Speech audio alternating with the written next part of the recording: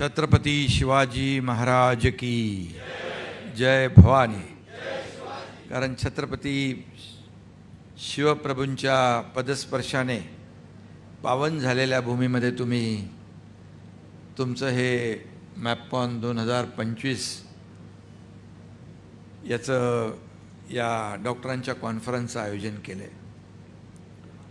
या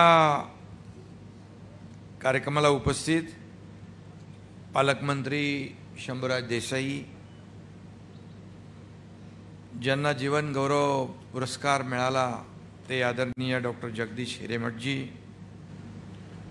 doctor Vijayalakshmi Balekundriji, doctor Alka Deshpandeji, doctor Subhash Wagh, त्यांना पण जीवन गौरव पुरस्कार मिळाला, doctor Pradeep Singal, doctor Anjali Rajadhyaksha, doctor Umesh Pingale, doctor Girish Rajadhyaksha, doctor Narayan Deogaonkar, BK Mahavarkar, Suresh Shinde,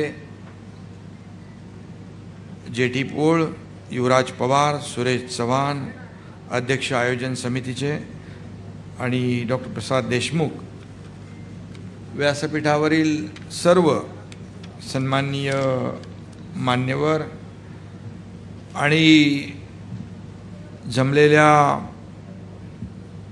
सर्व लाडक्या डॉक्टरांचं मी स्वागत करतो। लाडक्या बहिणी पण आहेत आणि लाडके भाऊही आहेत।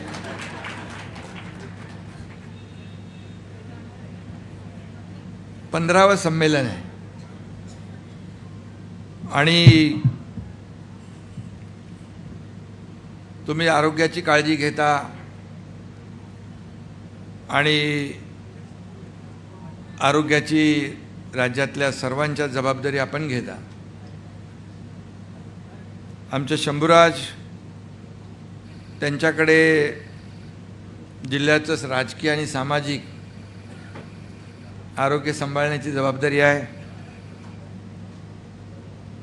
खरं म्हणजे संमेलनाच्या नियोजन समितीचे अध्यक्ष डॉक्टर सुरेश चव्हाण आहेत, आयोजन सचिव डॉक्टर सुरेश शिंदे आहेत आणि त्यांची सर्व टीम आहे। अतिशय चांगलं आयोजन आपण या ठिकाणी केलेलं आहे। या ठिकाणी डॉक्टर सुभाष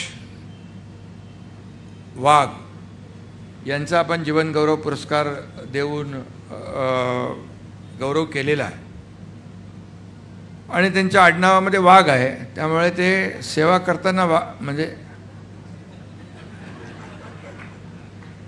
काम वाघाप्रमाणे, म्हणजे बोलण्याचा माझा उद्देश आहे की सेवा करताना त्यांनी खूप परिश्रम घेतले, कष्ट घेतले, म्हणून तर त्यांना जीवन गौरव पुरस्कार मिळाला। आणि त्यांनी पुणे विद्यापीठामध्ये चेस विषयात MD पूर्ण करणारे प्रतिभावंत, फुफ्फुस आणि श्वसन विकारावर त्यांनी उपचार केले आणि वैद्यकीय क्षेत्रामध्ये त्यांनी खूप चांगलं काम केलं। आपले दुसरे डॉक्टर हिरेमठ आणि तिसरे मग सॉरी बाजूला असल्यामुळे ते लक्षात येत नाही, पद्मश्री डॉक्टर अलका देशपांडे यांचंही मी मनापासून स्वागत करतो, मनापासून अभिनंदन करतो। आणि जे हॉस्पिटलमध्ये त्यांनी रुग्णांची सेवा अनेक वर्ष करून त्या ठिकाणी देखील मोठं काम केलं आहे, त्यांचं देखील मी मनापासून अभिनंदन करतो, मनापासून शुभेच्छा देतो।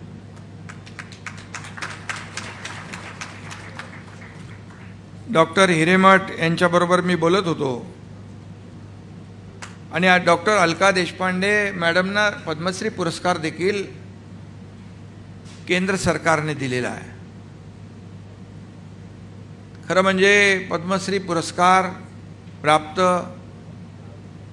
देशपांडे मॅडम आज आपल्यामध्ये जीवन गौरव पुरस्काराने सन्मानित होत आहेत। खरं म्हणजे हे देखील महाराष्ट्राचा अभिमान आहे, महाराष्ट्राचा गौरव आहे.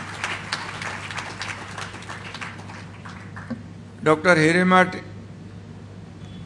हे तर खऱ्या अर्थाने महाराष्ट्रामध्ये त्यांनी, मी बोलताना मगाशी त्यांना विचारलं किती लोकांच्या हृदयाला हात घातला, ते म्हणाले 8,000.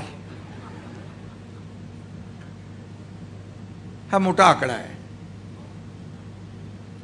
आणि म्हणून 8,000 रुग्णांना बरं करणारे डॉक्टर हिरेमठ हे देखील आपल्या महाराष्ट्राचं भूषण आहे असं मी म्हणतो.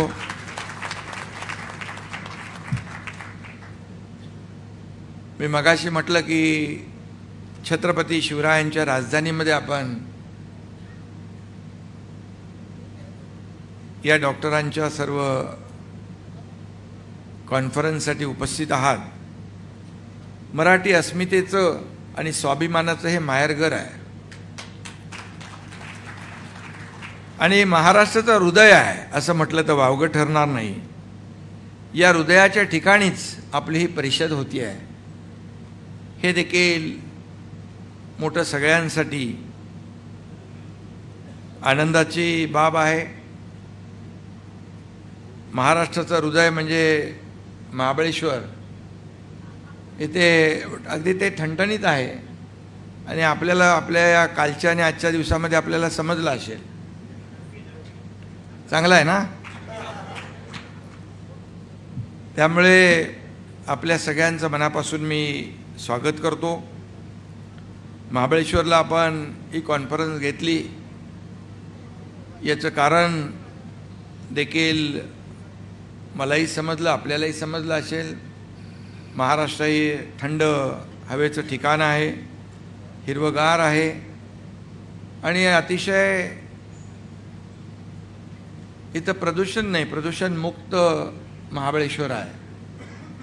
आणि म्हणून पूर्वी रुग्णांना बरं वाटावं म्हणून हवा पालट करायला महाबळेश्वरला पाठवायचे लोक. आणि तुमची कॉन्फरन्सच जर महाबळेश्वरला होती आहे तर हे एक चांगली बाब आहे. सध्या बघा राजकारण्यांना पण स्ट्रेस असतोच, धकाधकीचं सगळं काम चालू असतं, निवडणुका असतात, सगळ्या बाबी असतात. परंतु डॉक्टरांना देखील स्ट्रेस असतो, कारण डॉक्टर देखील 24/7 काम करत असतात आणि त्यांना देखील या कॉन्फरन्सच्या बहाण्याने का होईना, 3 दिवस आहे ना तुमचं, 4 दिवस आहे, तुम्ही समजूनच 4 दिवस म्हणजे एकदम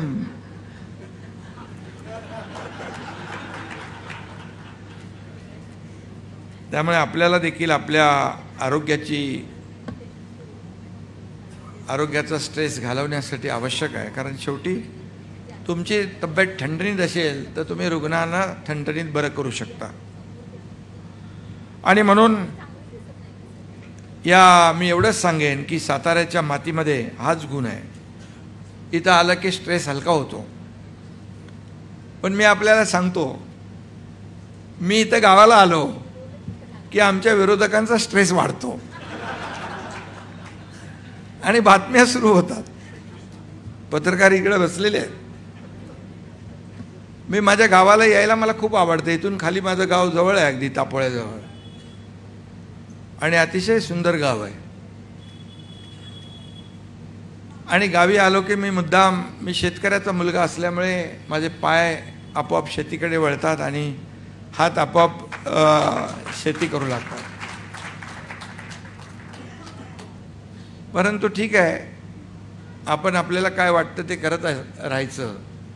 जे समाजाला हिताचं आहे तेच आपण करायचं, लोकांच्या हिताचं आपण करायचं, हे आम्ही मनाशी निश्चय केलेला आहे. आपण सगळे सर्वसामान्यांच्या आरोग्याची काळजी घेता आणि म्हणून ही जागा आपण निवडली ती अतिशय चांगली आहे. सातारा ही माझ्याबद्दल मी 2 मिनिटात सांगतो. सातारा ही माझी जन्मभूमी आहे. जन्मभूमीमध्ये आल्यानंतर फार आपल्या मातीत आल्यानंतर एक आनंद वेगळा असतो. म्हणून शंभूराजला मी म्हणालो की महाबळेश्वरला आहे ना, मग मी कसाही वेळ काढून येतोच. का आता आपल्याला माहीत आहे निवडणुका लागलेल्या आहेत, नगरपालिकेची आचारसंहिता सुरू आहे, तर जिल्हा परिषदची होईल, महापालिकेची होईल, आणि अशा परिस्थितीमध्ये आम्हाला खूप काम असतं, सगळ्या गोष्टी असतात, त्याचं नियोजन असतं. परंतु इथं आल्यानंतर मला खूप आनंद झाला की 1000, 1200, 1500 डॉक्टर या ठिकाणी कॉन्फरन्स त्यांची आयोजित केली आहे. आणि या डॉक्टरांनी प्रत्येकाने जर हिरेमठ साहेबांनीच 8000 रुग्णांना तपासलं, व्यासपीठावर बसलेले डॉक्टर हजारो पेशंटला बघणारे, तुम्ही समोर बसलेले डॉक्टर हजारो पेशंटला बरे करणारे, म्हणजे लाखांच्या संख्येमध्ये आपण रुग्णांना जीवदान देणाऱ्या डॉक्टरांची कॉन्फरन्स आहे, या ठिकाणी गेलंच पाहिजे असं मला वाटलं. आणि हेही सांगेन की इथल्या प्रत्येक कणामध्ये परिश्रम आणि समर्पण आणि संस्कार आहेत. आणि म्हणून इथली माणसं, मला कोणीतरी मगाशी कंदीपेढ्याचं बॉक्स दिला आहे, इथली माणसं साताऱ्याच्या कंदीपेढ्यासारखी गोड असतात आणि त्यांच्या हृदयात प्रेमाची स्ट्रॉबेरी असते. त्यामुळे याचा प्रत्यय आपल्याला आला असेल, येईलच. मी एवढंच सांगतो, मी या कार्यक्रमाला आलो, उपमुख्यमंत्री पद तर आहेच, परंतु डॉक्टरांशी सातत्याने माझा संपर्क येत असतो. आणि माझ्या घरी देखील माझा मुलगा जो आहे डॉक्टर श्रीकांत शिंदे, हाही डॉक्टर आहे, आणि डॉक्टरचा पिता म्हणून येण्याचं भाग्य देखील मला या ठिकाणी लाभलेलं आहे. तो ऑर्थोपेडिक सर्जनही आहे आणि खासदारही आहे. त्यामुळे मी डॉक्टर नसलो तरी सुद्धा मी छोटी मोठी ऑपरेशन करतो.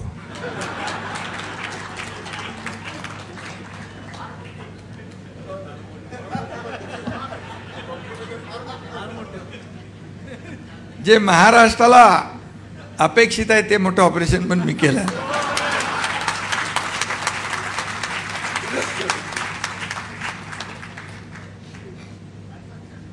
आणि खरं म्हणजे डॉक्टर हिरेमठ साहेबांनी जे काही काम केलं आहे ते देखील फार मोठं आहे.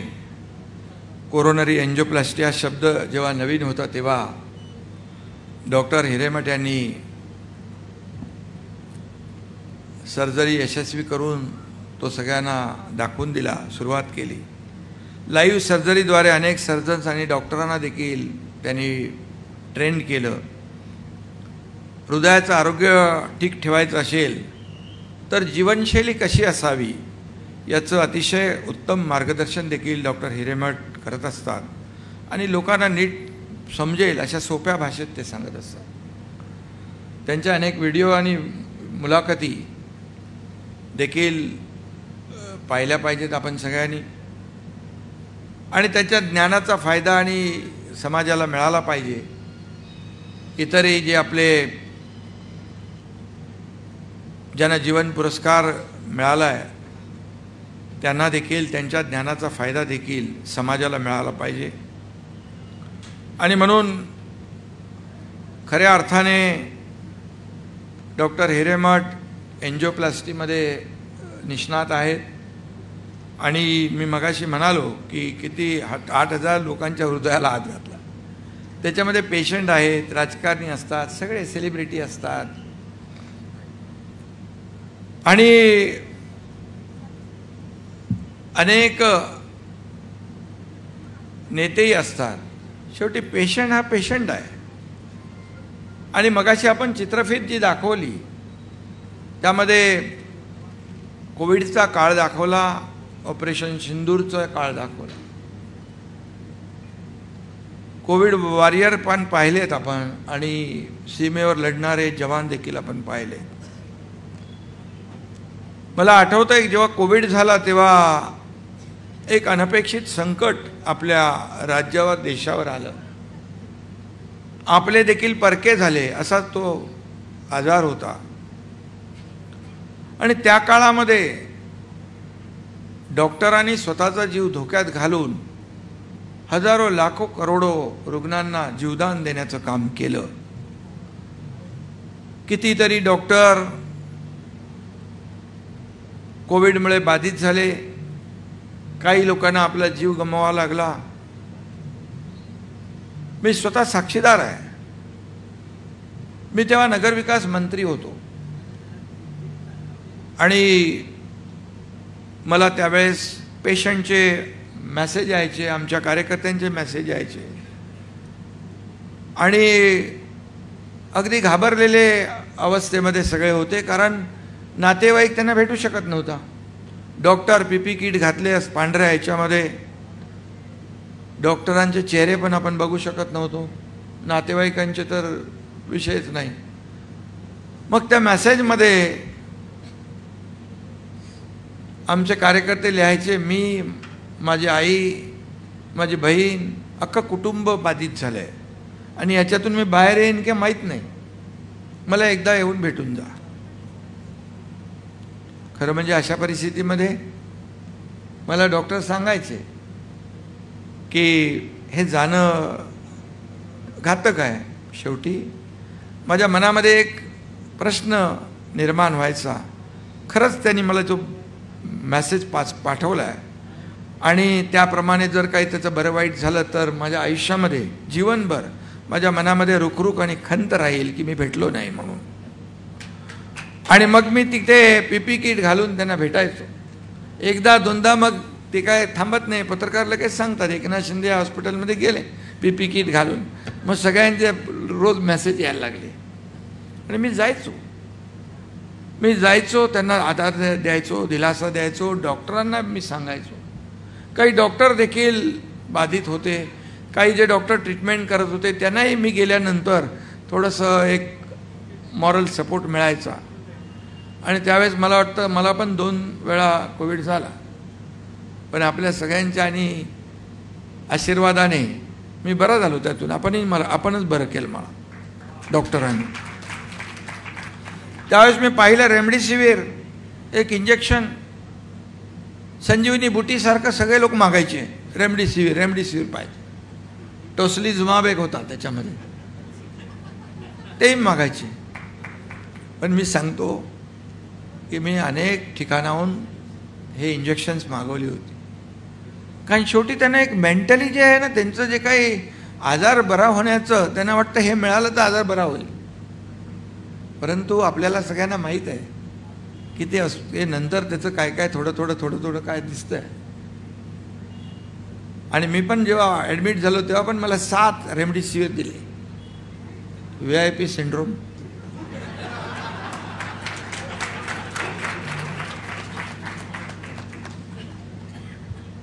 पण आतापर्यंत मी ठीक आहे. त्यामुळे त्यावेळेस आपण पाहिलं ऑक्सिजनची आवश्यकता, ऑक्सिजनचे कॉन्सन्ट्रेटर, ऑक्सिजनचे छोटे छोटे प्लांट.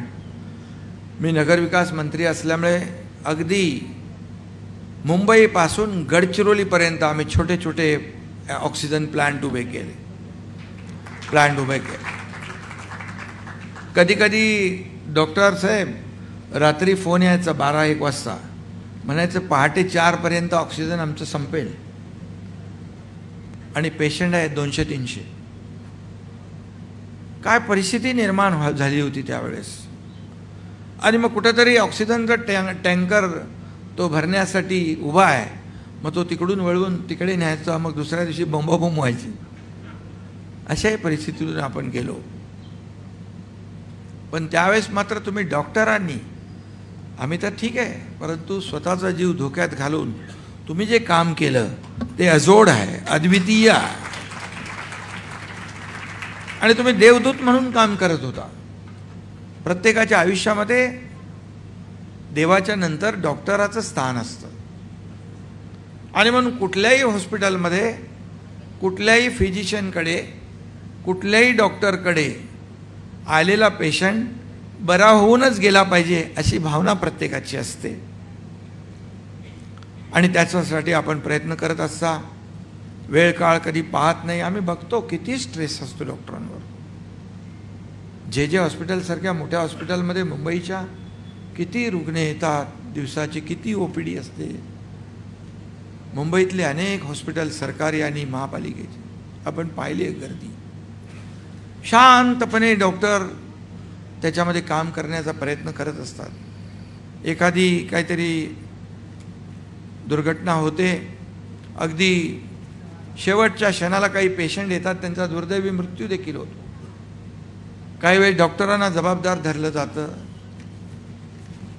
हे देखील काही चुकीच्या घटना घडतात. आणि म्हणून अशा या सगळ्या परिस्थितीमधून डॉक्टर जात असतात. आणि म्हणून नेहमी डॉक्टरांचं आणि आमचं जे काही नातं आहे, घरातलं तर आहेच, परंतु जे डॉक्टर्स एक समाजाची, रुग्णांची प्रामाणिकपणे सेवा करत असतात, ते अतिशय एका वेगळ्या वातावरणामध्ये राहत असतात. आम्ही जसं 24/7 काम करतो, आपलंही तेच आहे. फायर ब्रिगेड आग लागली की बंब पोचतो, तसं कुठं कॉल आला की तुम्हाला जावं लागतं. तिथं काही वेळ काळ काही आपल्याला बाजूला ठेवावी लागते. कोविडच्या काळात देखील आपल्या देशाने वॅक्सिन जी आहे, आपल्या देशात तर प्रधानमंत्री महोदयांनी, मोदीजींनी पुरवलीच, पण देशात नाही जगात देखील आपल्या देशातून वॅक्सिन बाहेर देखील इतर देशांना देखील देण्याचं काम केलं. आणि त्यामुळे जगभर जे आपल्या देशाचं जे नातं निर्माण झालं ते आपण पाहतोय. ऑपरेशन सिंदूरही पाहिला आपण, पहलगामचा हल्ला पाहिला, आपल्या भगिनींच्या कपाळाचं कुंकू पुसण्याचं पाप पाकिस्तान आतंकवाद्यांनी केलं. आपण तेही त्या चित्रफितीमध्ये दाखवलं. आपल्या लष्करी जवानाने मुंहतोड जवाब दिला, त्यांना जशाच तसं उत्तर दिलं आणि त्यांच्या घरात घुसून प्रिसाईज अटॅक केला आणि त्यांना आतंकवाद्यांचे अड्डे उद्ध्वस्त करण्याचं काम आपल्या लष्कराने केलं. याचा देखील अभिमान आपल्या सर्वांना आहे. आणि म्हणून प्रधानमंत्री मोदीजी त्या लष्कराच्या मागे देखील खंबीरपणे उभे राहिले. आणि असंच काम जे आहे डॉक्टरांचं, हे अतिशय मोठं आहे. आणि म्हणून डॉक्टर हिरेमठ, आपण हृदयाचे डॉक्टर आहात. हृदयाला धक्के बसले की पेशंट डॉक्टर हिरेमठांकडे जातात. तसंच आमचंही आहे. आम्ही काही लोकांच्या हृदयाचे ठोके देखील चुकवण्याचं काम करतो आणि वाढवण्याचं देखील काम करतो. पण महाराष्ट्राचं जो कोणी हित बघेल त्याच्या बाजूने आम्ही उभे राहतो. आज महाराष्ट्र पुढे जातोय. वैद्यकीय क्षेत्रामध्ये देखील आपण फार आमूलाग्र जी काही कामगिरी करताय ती देखील वाखाणण्यासारखी आहे. आज आपण पाहिलं, मी मुख्यमंत्री असताना 2022ला 2.5 वर्षाचा काळ मला मिळाला. पण 2.5 वर्षाच्या काळात मला जेवढं काही करता आलं तेवढं केलं मी. काय रे बाबा, माकडं आहेत. आपला कार्यक्रम पाहायला आलेले ते. आणि म्हणून मग विकास असेल, रस्ते असतील, अनेक विकास प्रकल्प असतील. मुंबईत तर आपण पाहिलं आहे, कोस्टल रोड आहे, अटल सेतू आहे, मेट्रो आहे, कारशेड आहे, सगळं आहे. पुण्यामध्ये देखील विकास होतो आहे. नाशिक, नागपूर, सगळ्याच राज्यातल्या प्रत्येक जिल्ह्यामध्ये विकास पर्व आणण्याचं काम आम्ही करतो आणि केंद्र देखील आपल्याला मदत करते. आणि एकीकडे विकास आणि लोकाभिमुख कल्याणकारी योजना देखील आपण केल्या. लाडकी बहीण योजना मुद्दाम मी सांगेन, बिहारमध्ये देखील काल पाहिला आपण, त्याचा प्रत्यय आला. आणि म्हणून मी राजकीय काही बोलणार नाही, परंतु लोकांच्या मनामध्ये, हार्टमध्ये काय ते डॉक्टर हिरेमठ चांगलं ओळखतात, आम्ही ओळखतो. त्याप्रमाणे आम्हाला काम करावं लागतं. आणि मी आपल्याला एवढंच सांगेन की आपण जी या ठिकाणी परिषद आयोजित केलेली आहे 15वी, त्याला मी शुभेच्छा या ठिकाणी देतो. आणि आपल्याला एवढंच सांगतो की आरोग्य विभागाच्या माध्यमातून किंवा शासनाच्या माध्यमातून ज्या ज्या काही आपल्या अडचणी असतील डॉक्टरांच्या, त्या अडचणी सोडवण्याचं काम नक्की हा एकनाथ शिंदे करेल.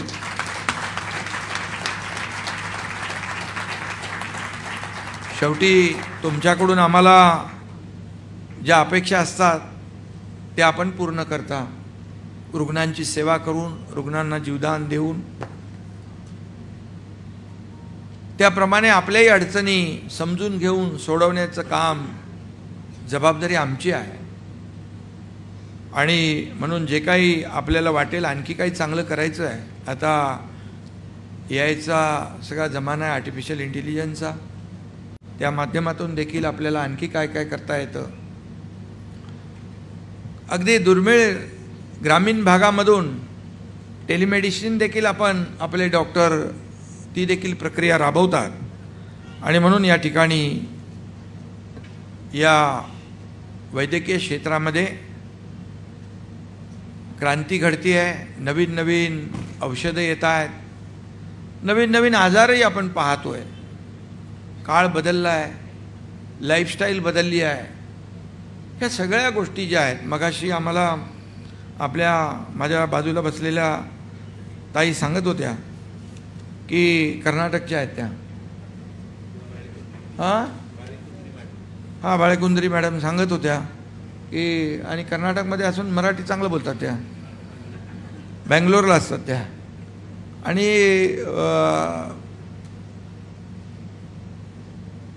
योग आणि ध्यान याचं देखील त्यांनी मला बोलता बोलता महत्त्व सांगितलं. रामदेव बाबांची आठवणही सांगितली. आणि खरं म्हणजे सकाळी योग साधना, योग देखील महत्त्वाचं आहे. आज प्रधानमंत्री मोदीजींनी देशभर आपल्या योग दिवस हा साजरा आपण देशात करतो, तो जगभरामध्ये आता साजरा होऊ लागला. आणि त्या अवेअरनेस आलेलं आहे लोकांमध्ये. आणि म्हणून हेच अवेअरनेस रुग्णांमध्ये आणण्याचं काम आपण कराल अशा प्रकारची अपेक्षा व्यक्त करतो. आणि मी आपल्याला एवढंच सांगतो की आता वय काळ, पूर्वी हार्ट अटॅक असं आलेला क्वचित ऐकायचो आपण, कॅन्सर असं क्वचित ऐकायचो. आता तर सर्रास हा आजार वाढलेला आहे. आणि त्याप्रमाणे आपल्याला उपचार पद्धती देखील अवलंबाव्या लागतात. आणि म्हणून तुमचं काम तसं बघायला गेलं तर फार कठीण आहे आणि आमच्यासारखं सोपा नाही आहे. म्हणून तुम्हाला मी मनापासून खूप खूप शुभेच्छा देतो, मनापासून आपलं अभिनंदन करतो. आणि जीवन गौरव पुरस्कार प्राप्त सगळ्यांचंच मनापासून मी या ठिकाणी अभिनंदन करतो, मनापासून आपल्याला खूप खूप शुभेच्छा देतो. आणि अशाच प्रकारची वर्षाला आपण जे काही कॉन्फरन्स आयोजित करता, यामुळे खरं म्हणजे चर्चा होते, परिसंवाद होतात. चर्चासत्रातून नवीन नवीन काहीतरी आपल्याला शिकायला मिळतं. शेवटी माणसाने आयुष्यभर शेवटच्या क्षणापर्यंत शिकलंच पाहिजे, नवीन नवीन शिकलं पाहिजे. आणि आपल्याकडे आहे ते दुसऱ्याला दिलं पाहिजे. ज्ञान दुसऱ्याला दिल्याने ते वाढत असतं, त्याचा प्रचार आणि प्रसार वाढत असतो. आणि म्हणून डॉक्टर माझ्या आयुष्यामध्ये फार आपलं सगळ्यांचं आदराचं स्थान आहे. आणि नेहमी कधी काळी कुठेही डॉक्टरांचा प्रश्न आला की मी एकनाथ शिंदे त्याला प्रायोरिटी देत असतो. कधी त्याला, कारण शेवटी तुमचा एक एक क्षण महत्त्वाचा असतो, एक एक मिनिट महत्त्वाचं असतं. आणि म्हणूनच राज्य सरकारच्या वतीने जे काही आपले काही प्रश्न असतील तर नक्की ते सोडवले जातील ही खात्री आपल्याला मी देतो. आणि पुन्हा एकदा सगळ्यांचं मनापासून अभिनंदन, धन्यवाद. जय हिंद, जय महाराष्ट्र.